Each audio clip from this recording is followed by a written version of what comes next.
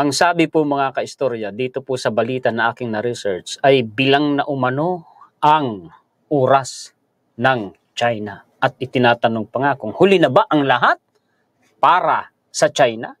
At ang Russia po ngayon mga kaistorya, sa gitna ng kanilang pakikipagdigma sa Ukraine ay nahaharap na sa isa pong uri ng krisis. Ang krisis na yan ay kagaya din po mga kaistorya ng krisis na kinakaharap ng China. At may kinalaman dyan sa krisis na yan ay gumawa po si Putin ng isang desisyon na kumbaga ay tila baga desperadong desisyon.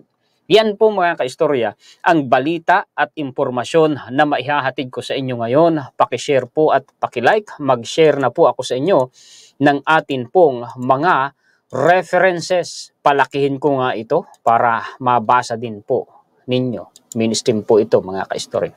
Ang sabi ay, the clock is ticking for China economic stimulus measures to take hold. Domestic consumption is the key to boosting China's economy, but the safe and slow approach means the clock is ticking for visible results, says economist Lee Kok-ho. Ibig sabihin mga kaistorya, kahit pa gumagawa ang China ng mga paraan para maresolba ang problema nila sa bagsak na ekonomiya nila, wala pong epekto mga kaistorya. Talaga namang patuloy na bumabagsak ang bansang China. Tingnan pa po ninyo itong sabi ng isang YouTube channel na ito. Si China Undercover na kagaya din po ng inyong lingkod ay tumututok sa mga pangyayari po sa loob ng bansang China. Ang sabi po, sound the alarm. The World Bank issues a warning about China's economy. Itong sinabi niya na ito, mga kaistorya, itong hinighlight ko po na ito, totoong ibinalita po yan ng mainstream. Ayan o, Bloomberg, mga kaistorya. Ang sabi po, World Bank warns China's slowdown may deepen. Ibig sabihin mga kaistorya, mas lalo pa pong bubulusok ang bansang China. Mas lalo pa pong titindi ang problemang kinakaharap ng China sa kanila pong bansa. China's expansion is set to drop to 4.3% next year from an estimated 4.8% in 2024. Kung ang pag-uusapan natin ay porsyento ng economic growth, mga kaistorya, mas mataas ang economic growth ng Pilipinas kaysa sa China. At ang malaki pang pagkakaiba, patuloy pong bumabagsak ang porsyento ng economic growth nila, samantalang ang Pilipinas patuloy naman pong umaakyat, umaangat ang ekonomiya natin. Pati nga po ang World Bank, mga kaistorya, maganda ang forecast para sa economic growth ng Pilipinas kumpara sa forecast, mga kaistorya, ng World Bank sa pag-angat ng ekonomiya ng China. Ang totoo, hindi dapat terminong pag-angat pagbagsak dahil yun ang nangyayari sa bansang China. Ipakita ko sa inyo ang lehitimong referensya po natin. Ayan mga kaistorya. Ang sabi dito, the World Bank in the Philippines, domestic growth is strong in the Philippines while global challenges are affecting prospects. The Philippine government is implementing its 8-point socio-economic agenda. Yan po yung inilatag na plataforma o plano ni PBBM na ginagawa na ngayon ng kanyang administrasyon para iangat ang ekonomiya ng Pilipinas at pagaanin ang pamumuhay ng sambayanang Pilipino. In the Philippine Development Plan 2023 to 2028 to ensure inclusive, resilient, and sustainable growth for a prosperous society. So pag-unlad, basahin natin. Palakihin ko muna. The Philippines has been one of the most dynamic economies in the East Asia and Pacific region. Diyan pa lang ang ganda na ng sinasabi. Its economic dynamism reflects increasing urbanization, a large and young population, samantalang sa China, bagsak din po ang populasyon nila, yung demographic po nila, mas marami ang natutuda sa kanila kaysa sa ipinapanganak. Tumatanda ang populasyon nila, namumroblema sila ngayon sa workforce, namumroblema sila ngayon mga kaistorya sa kanila pong mga militar, dahil apektado ang militar nila sa pagbagsak ng demographic po na yan. And a strong consumer demand supported by a vibrant labor market and robust remittances which have raised the incomes of the most vulnerable. Gumanda ang kita ng mga Pilipino Kung meron man ngayong walang kita, hanap buhay, yun na yung mga taong tamad siguro. Kasi isipin ninyo, kung talagang magsisipag ka lang, di ka magugutom. Totoo yun Yung mga pulubi nga sa bangketa kung minsan mas malaki pa ang kinikita kaysa sa mga minimum wage earner, mga kaistorya. Karanasan ko kasi nagtrabaho ako minsan sa Makati. Naikwento ko sa inyo yun minsan, di ba? May mga natutulog sa bangketa. Yung mga construction worker, magkano lang kinikita, pero yung mga pulubi na sa bangketa kumikita, ang sasarap ng ulam kasi mas malaki ang kinikita nila. Totoo yan, totoong karanasan ko yan mga kaistorya. The private sector remains buoyant with the rapidly expanding services sector, including business process outsourcing, wholesale and retail trade and tourism. The poverty rate, tingnan ninyo pati yung antas ng kahirapan, bumaba. The poverty rate declined from 16.7% in 2018 to 15.5% in 2023. Maganda, ibig sabihin ang performance ng administrasyon.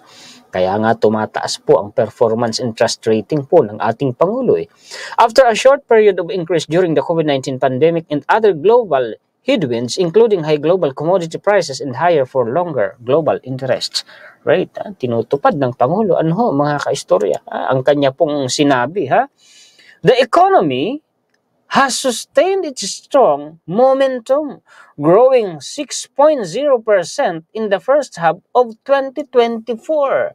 Samantalang sa China, ano raw po, nasa 4 point something lamang, 4.3% yung forecast next year.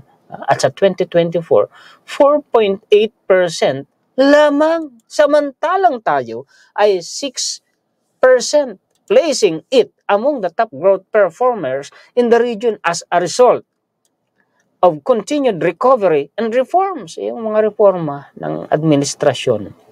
The Philippines is on track to transition from lower middle to upper middle income status to this fiscal year. Target yan ni PBBM mga kaistorya.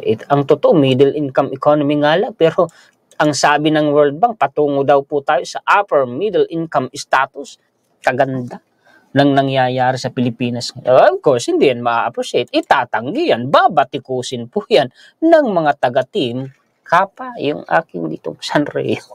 Baka may mag-comment Team Kapa, Team Kapapaitan, unahan ko na, pahabain ko na yung balbas ko, itirintas ko na. Hindi nyo maitatanggi mga pro-China. Talagang hindi maganda ang kalagayan ng bansang China. Patuloy na bumubulusok sila. Kahit anong gawin ninyong pagtatakip, hindi nyo pagtatakip, lalabas at lalabas. Ang totoo, ito pa. China is trying to revive its economy. Is it too little? Too late? Yan yung sinasabi ko sa inyo kanina, mga kaistorya. The world's second largest economy posted its slowest growth since early 2023 in the third quarter, according to data released on Friday. At babasahin ko pa ba? Hindi na. Matik. Understood na mga kaistorya ang sinasabing ito sa balita po na ito. Ngayon, wag na nating pahabain. Paiksiin na lang natin mga kaistorya. Punta na tayo sa Russia. Yung sinasabi ko sa inyo na kinakaharap ng Russia na krisis, na siya rin kinakaharap na krisis ng China. Dahil sa gitna ng pakikipagdigma nila sa Ukraine, naharap sila ngayon sa krisis. May factor yun, may epekto yun. Ano yun? Yung demographic, yung pag-unti ng populasyon. Yung pagbagsak ng populasyon ay libo-libo na ang natutudas ngayon na Russian soldier dyan sa Ukraine. Oo, mga kaistorya. Anong ibig sabihin ngayon ng pagbagsak ng populasyon? Apektado ang militar ng Russia. Kagaya din ng sinabi ko sa China kanina. Ngayon, ang gobyerno ng Russia gumawa ng isang desperadong desisyon at panawagan sa kanilang mga mamamayan. Anong panawagan yun? Ito yan, matatawa kayo rito. Palakihin ko, dyan pa lang, kita na, tingnan ninyo. Russia pushes sex at work scheme as population crisis escalates. Tumitindi yung krisis nila sa pagbagsak o pabagsak na populasyon. Matatawa lang kayo dito.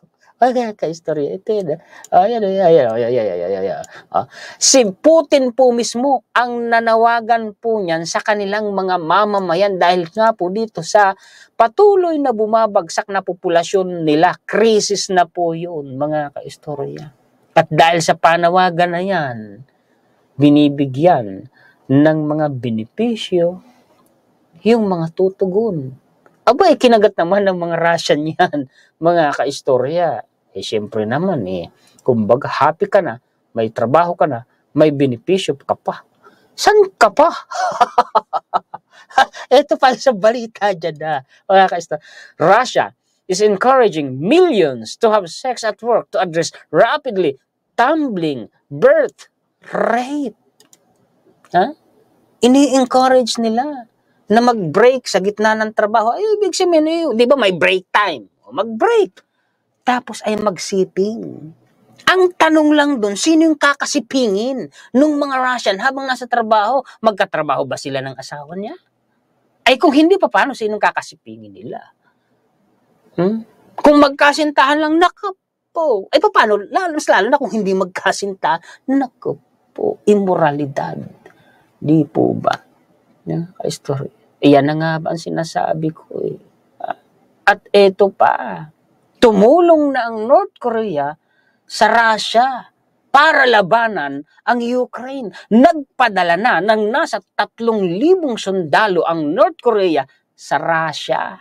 Pinangangambahan nga, sabi nga ni Zelensky, ito ay maaari na itong simula ng World War III. Kung hindi tutugon, itong mga nanawagan na nga sa mga allied countries, ito lang ang punto dyan. Pagkaliit-liit na bansa ng Ukraine, pero hindi kaya ng isang dambuhalang bansa at napaka-powerful na bansa na kagaya ng Russia. Ang liit-liit ng Ukraine. Hindi niya kaya. Humingi pa ng tulong sa North Korea. Ibig sabihin, kinukulang na talaga ng militar si Russia. Ipapakita ko sa inyo ang referensya. Take note ito, mga ka-istorya, itong sasabihin kong ito. Si Russia, mas malakas po yan at mas malaking bansa kaysa sa China. Mas pioneer po yan kung ang pag-uusapan ay nuclear weapon. Mas pioneer po ang Russia kaysa sa China. Pero tingnan ninyo, si Russia mismo, hindi kaya si Ukraine. Paano pa kaya si China? Kakayanin niya ba ang Pilipinas? Kakayanin niya ba ang Taiwan? Sa Pilipinas na lang. Ang mga Pilipinong militar natin, talaga hong eksperto sa pakikipaglaban. For over 50 years, nakikipaglaban tayo. Sa insurhensya dito sa Pilipinas. Literal na labanan yun. Tapos yung karanasan pa natin, mga ka-istorya, World War I, World War II. Ilan bang lahi ang nilabanan natin? Kastila, Hapon, Amerikano. Tapos lumaban pa. Pumunta pa tayo sa Vietnam War. Oo, mga ka-istorya. At ito pa, may mga sundalong Pinoy na nasa armed forces po ng Amerika. Totoo yan. Alam ho yan ng mga nandyan sa Amerika, mga ka-istorya. See? Bakit hindi kinakaya ng Russia si Ukraine? Tulong ng NATO, ng Amerika at mga allied countries. Wala pa po yung Mutual Defense Treaty, ang Ukraine at saka ang Amerika. Paano pa kaya si Pilipinas? Nakikita nyo na, mga ka-istorya. Diba? Kaya huwag kayong matakot dyan sa China. Huwag kayong matakot dyan sa mga paninindak ng mga pro-China. Huwag kayong magpadala sa mga yan. Ito. yung balita. Putin does not deny North Korea has sent soldiers to Russia. Nasa 3,000 na po ang pinadala. At ang sabi pa sa balita ay kayang magpadala ng North Korea ng hanggang 12,000 soldiers po sa Russia. Kaya lang, kung itong Russian soldiers nga mga kaistorya, wala, binubomba lamang ng mga drones ng Ukraine forces Yun din ang haharapin. Sabi nga wrath. Yung wrath, ibig sabihin ay sumpa ng drone attack ang kakaharapin ng mga North Korean soldiers. Kumbagay ipapahamak nila, sinubo nila sa kapahamakan ang sarili po nila. Never ever seen North Korean soldiers to face the wrath of FPV kamikaze drones in Ukraine war. Diyan napatunayan napaka-epektibo ng drone sa digmaan. Naging graveyard nga ng mga tangke ng Russia yung Ukraine dahil sa mga drones. Yan kakaharapin ng North Korean soldiers. Kawawa sila pag nagkataon mga kaistorya. Paano pa kaya kung rumisbak na ang mga allied countries at NATO? Paano na mga kaistorya? Sana mapacify po yung sitwasyon na yan mga kaistorya. Yan po ang mga balita at impormasyon na maihahatid ko sa inyo ngayon. Pakishare po at pakilike mga kaistorya. Hindi ko na kayo iisa-isahin pa. Maraming salamat po sa inyong lahat. Higit sa lahat, maraming salamat sa ating Panginoon. Shout out po sa mga sulit kaistorya natin sa buong mundo na laging nakaabang, laging nanonood, walang sawang sumusuporta sa inyong lingkod. Mabuhay po kayong lahat. Muli ako po si Juan Historiador, ang tagakwento ng totoong istorya ng kasaysayan na nagmamalasakit sa kapwa ko Pilipino at nagmamahal sa bayang ito, ang bansang Pilipinas. Mga kaistorya, medyo busy ang inyong lingkod kaya medyo ganito lang muna premiere muna pagka okay na siguro baka bukas, pero hindi ko rin sigurado, live stream na po ako Salamat po. Paki-share po at paki-like. Salamat.